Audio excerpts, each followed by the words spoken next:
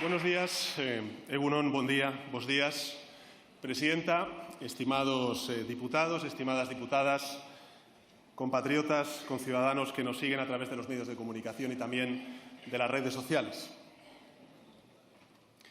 Manifestarse en las calles es una de las formas de ejercer la democracia que reconoce nuestra Constitución. Estos días hemos escuchado a miles de ciudadanos expresarse libre y legítimamente en protestas convocadas tanto por el Partido Popular como por Vox. A todos quienes han ejercido este derecho de modo pacífico, y subrayo pacífico, quiero trasladarles mi respeto y mi reconocimiento porque han ejercido un derecho constitucional de participación política que emana de nuestra Constitución. La Constitución, señorías, solo contempla una forma superior de ejercicio democrático, y es votar en las elecciones. Precisamente ese es el procedimiento que la Constitución señala para la formación del Gobierno y, en consecuencia, también para la investidura de la presidencia del Gobierno. Hoy y mañana en esta Cámara vamos a escuchar a los 25 millones de ciudadanos y ciudadanas que votaron el pasado 23 de julio en unas elecciones constitucionales, convocadas y celebradas de forma impecablemente constitucional y al amparo de las reglas que fija la Constitución española. Hoy en esta Cámara vamos a escuchar y a acatar la voluntad del pueblo español expresada a través de sus representantes, tal y como reconoce nuestra Constitución. Hoy y mañana seguiremos las reglas de la democracia parlamentaria que fija nuestra Constitución. Iniciaremos el trámite de Constitución que desembocará en una formación de un gobierno constitucional en España. Y lo vamos a hacer así porque lo establece la propia Constitución, las leyes que emanan de ello, pero también porque aprendimos de nuestros padres, de nuestras madres, de nuestros abuelos y de nuestras abuelas que solo hay democracia dentro de la Constitución, porque fuera de la Constitución y de sus reglas no hay democracia sino imposición y capricho. Y es importante, señorías, el que tengamos este debate y el que el Gobierno que alumbre esta Cámara se ponga cuanto antes en marcha, porque nuestro país, como Europa y también como el mundo, vive transformaciones que no tienen precedentes en la historia de la humanidad. Algunas de ellas encierran un carácter netamente positivo, como es, por ejemplo, el caso del feminismo, que aspira a terminar con el patriarcado y lograr con ello sociedades más justas e iguales. En cambio, hay otras transformaciones que van a ser beneficiosas o devastadoras para el conjunto de nuestra sociedad en función de la respuesta que le demos. El ejemplo más palmario es el de la emergencia climática, que afecta a todo el planeta, que representa ya eso, una emergencia que nos obliga a transformar nuestras economías, nuestros hábitos de consumo, también nuestra movilidad, la política energética, todo ello para conservar un planeta habitable tanto para las generaciones presentes como para las generaciones futuras. Solamente voy a dar un dato para saber exactamente cuál es la envergadura del desafío que tenemos por delante. Alcanzar la neutralidad climática en este siglo costará 2,6 puntos del Producto Interior Bruto mundial en este siglo. No alcanzarla supondría una contracción del 30% de ese mismo PIB mundial. Junto con ello, señorías, hay una segunda gran transformación que es el avance imparable de la globalización, pero desgraciadamente exenta de un sistema multilateral eficaz, lo que multiplica las desigualdades entre países, produce intensos y descontrolados movimientos migratorios. Movimientos migratorios que además se están viendo exacerbados como consecuencia de la emergencia climática, la falta de oportunidades en los países de origen, la persecución del diferente en regímenes dictatoriales y por el auge o el enquistamiento de conflictos armados. Lo estamos viendo en Ucrania. También, por desgracia, lo estamos viendo en Oriente Medio. Fuimos testigos hace no mucho en Siria, en Afganistán y en Irak. Y con la misma determinación con la que España ayuda al agredido, en este caso a Ucrania, frente a un país agresor como es la Rusia de Putin, por su flagrante violación del derecho internacional, con la misma determinación exigimos el alto el fuego inmediato de Israel sobre Gaza y el estricto cumplimiento del derecho internacional humanitario que hoy claramente no se está respetando.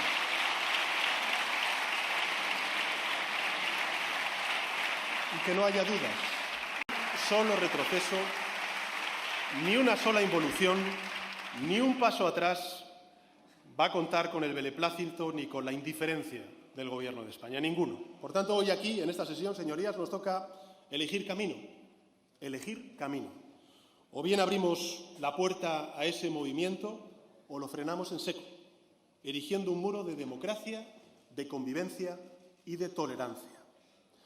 Porque esas mismas corrientes, esos mismos alineamientos que se expresan en otros países europeos y en otras naciones occidentales, están presentes en esta Cámara también. Y traducen dos formas de entender la política que trascienden, como he dicho antes, los ejes de la izquierda y la derecha. Por un lado, hay fuerzas conservadoras y reaccionarias representadas en el Partido Popular y en Vox que claramente quieren retroceder, que creen que todo lo que hemos hecho durante estos últimos 4 años es peor que malo, es pernicioso. Y por otro, estamos los partidos que queremos avanzar, de formas distintas, con diferencias muy importantes, pero que queremos avanzar. Lo que se decide hoy es a quién entregamos las riendas del Gobierno para los próximos 4 años y cuál de esos dos caminos opuestos tomamos. Lo que hoy se expresará en esta Cámara y mañana también cuenta con la máxima legitimidad, puesto que se deriva de la voluntad democrática de los ciudadanos y ciudadanas de nuestro país expresada con su voto. Pero además coincide con el sentir aún más mayoritario de los españoles y españolas cuando se les sondea sobre sus preferencias concretas. El 75% de nuestros compatriotas piensan que hay que reforzar el estado del bienestar y que para ello debemos aumentar los impuestos a las grandes fortunas y a las grandes empresas. Y esa opinión es tan mayoritaria como preponderante incluso entre los votantes de derechas. Sin embargo, allí donde gobierna el Partido Popular y Vox, hacen justo lo contrario. Eliminan el impuesto a sucesiones a quienes heredan más de 1 millón de euros, impugnan el impuesto sobre patrimonio que solo afecta a quienes tienen más de 3 millones de euros y, al mismo tiempo, saturan los servicios sanitarios y dejan a miles de niños y niñas sin plazas en las guarderías y en los colegios públicos. Y este es solamente un ejemplo. Podríamos poner muchos más. El 92%, señorías, de los españoles, el 92% quieren que se fomenten las energías renovables. Y el Partido Popular y Vox recortan las ayudas y hasta incluso cuando gobernaron pusieron un impuesto al sol. El 75% de los españoles apoya el escudo social creado por el Gobierno para hacer frente, en este caso, a los efectos de la inflación derivada de la guerra de Putin en Ucrania, y el Partido Popular y Vox se oponen a ello. El 91% de los españoles y españolas, señorías, para que veamos lo grande que es nuestro país, lo bueno que es nuestro país, el 91% se muestra partidario de que las personas LGTBI tengan los mismos derechos y la visibilidad que el resto. Y el Partido Popular y Vox se inhiben y aún alimentan la discriminación y el odio entre ellos. En suma,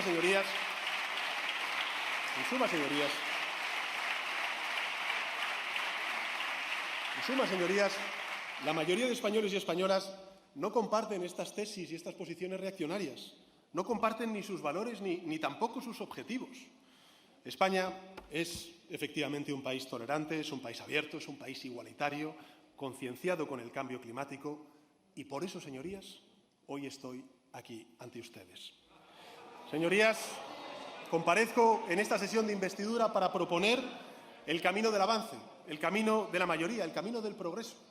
Vengo a defender que descartemos la política del insulto, del odio y de la crispación, que aparquemos el negacionismo climático, el clasismo, el machismo y la xenofobia.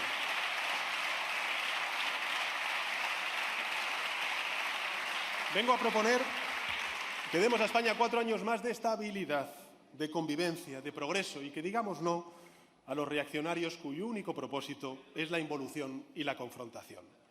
Vengo a proponer que prosigamos un camino que iniciamos hace un lustro, hace 5 años, y que creo que arroja un saldo positivo para nuestro país y para la inmensa mayoría de nuestros ciudadanos hayan votado lo que hayan votado. Un balance en el que también, lo reconozco, lo he dicho en muchas ocasiones, hemos cometido errores y carencias, como en cualquier otra acción humana. Errores involuntarios, señorías, por los que hemos pedido disculpas. Carencias que nos proponemos suplir en este nuevo mandato. Pero creo, honestamente, que el balance en el que destacan los logros es incuestionable. O mejor, solo cuestionables desde el partidismo extremo o la mala fe. Y logros que encierran particular mérito porque además se han alcanzado en una coyuntura internacional terrible, la más difícil de las últimas décadas. y a pesar de todo el hostigamiento constante de la oposición más estéril y bronca que ha conocido nuestra democracia. Una España que hoy es un país más próspero que cuando nosotros llegamos al gobierno. Somos la gran economía de la Unión Europea que en este contexto internacional tan complejo, con múltiples crisis y también con guerras en el frente oriental y también, lógicamente, en Oriente Medio, está creciendo. Y la que más va a crecer en el año 2024, acabamos de conocer las perspectivas económicas de la Comisión Europea. Tenemos una de las inflaciones más bajas de Europa. Tenemos la energía más barata. Unos niveles de inversión extranjera récord que demuestran la confianza de los inversores en las posibilidades y las capacidades de nuestro país.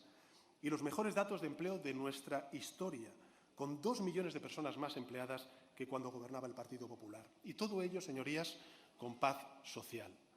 Hoy España tiene un estado del bienestar más amplio, más robusto que cuando gobernaba el Partido Popular. Antes ponía algunos ejemplos. Hemos recuperado la universalidad del Sistema Nacional de Salud quebrada con los gobiernos del Partido Popular. Tenemos más sanitarios, sin duda alguna necesitamos más, pero tenemos más sanitarios que en 2018, más profesores, más maestros, más estudiantes becados que hace 4 años. Y el dinero que el Estado invierte, esta es la cifra que me gustaría simplemente trasladar a los ciudadanos que estén siguiendo este debate, el dinero que el Estado invierte en el bienestar de cada uno de nuestros ciudadanos y ciudadanas ha pasado de los 6.300 euros al año a los 7.600 euros anuales.